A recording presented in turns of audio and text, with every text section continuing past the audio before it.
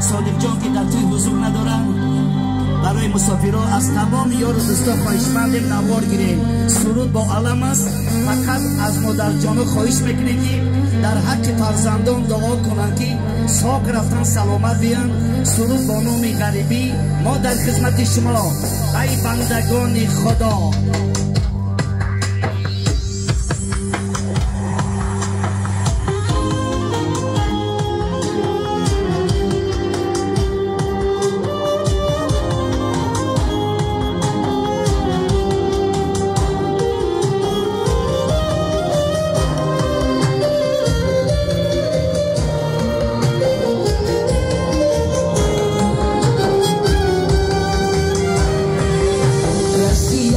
Mando